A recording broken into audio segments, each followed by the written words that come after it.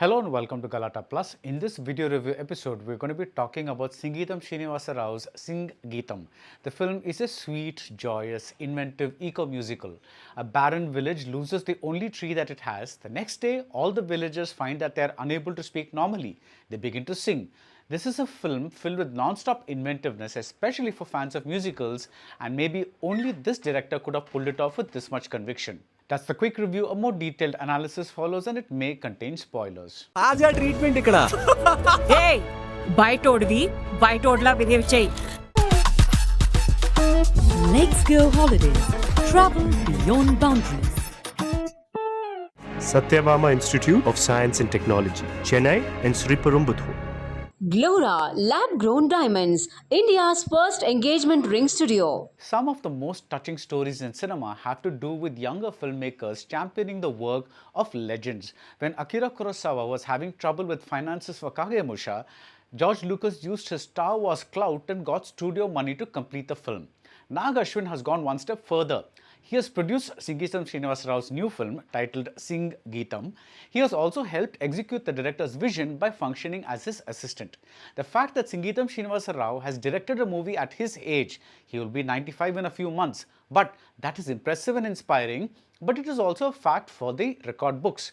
For the purposes of a review, what is important is whether the film works, and that it does.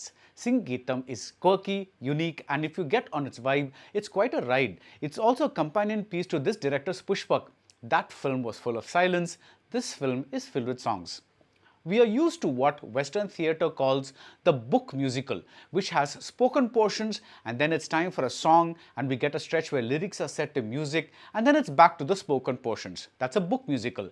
Singeetham is the other kind of musical, the sung-through musical, where everything, including the dialogues, is set to music. Only the opening and closing portions and a flashback portion contain spoken dialogue. Otherwise, even a rooster's crowing is in some sort of tune. This sort of thing is very difficult to pull off because, at least to us, it is an alien operatic style. But Devi Prasad does something clever. The point where the film switches from spoken words to sung words is through a song that goes Emaindi, Babo Yedo Aipoindi. This chorus is repeated over and over till it stamps itself in our mind as the way forward. And then, for us, the singing becomes as natural as speaking. The plot is pure Singeetham Srinivasa Rao in the sense that it contains his trademark playfulness. The sole surviving tree in a barren village is cut down and it results in a strange phenomenon where the villagers are unable to speak normally anymore. They sing. The starting portions, that is the hero introduction, the introduction of the gold mine that drives the story, these are a little shaky, but the film quickly finds its rhythm. The local priest says that all of the singing is a curse. The local doctor says it's a disease. So what is it? What really happened and how will these villagers switch back from singing to speaking? The rest of the film keeps finding small inventive ways to keep pushing this plot. At one point, everyone starts speaking the truth. At another point, we get a backstory that talks about the theme of greed, featuring cameos by Rahul Ravindran and Niveda Petraj.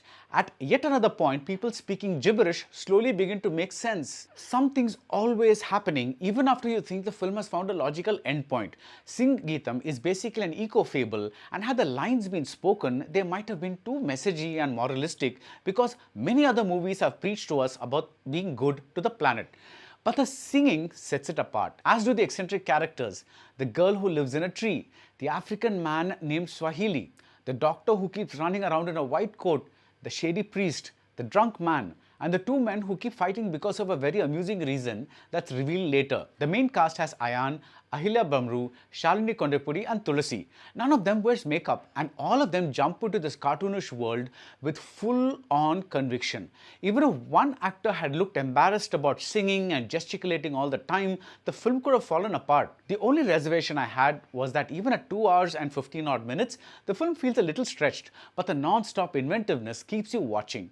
We even get an Indiana Jones style climax, and the filmmaking is a great example of maximizing a budget. Ankur Sanjeev is the cinematographer. A lot of the time, the camera keeps moving within small spaces and gives us the feel of a small location change. So even visually, this is a very inventive movie. Will Singeetham Srinivasa Rao make another movie? He just might, but in case he doesn't, Singeetham is a fitting end to a career filled with non-stop searching for what new to do next. This is a sweet, entertaining and often quite joyous film that I quite frankly had doubts about due to the director's age and the all-singing concept. I'm happy to report that I was proved wrong. That's it about Singeetham. If you like this video review, do subscribe to Galatta Plus and see you soon at the movies. Let's go holidays. Travel beyond boundaries.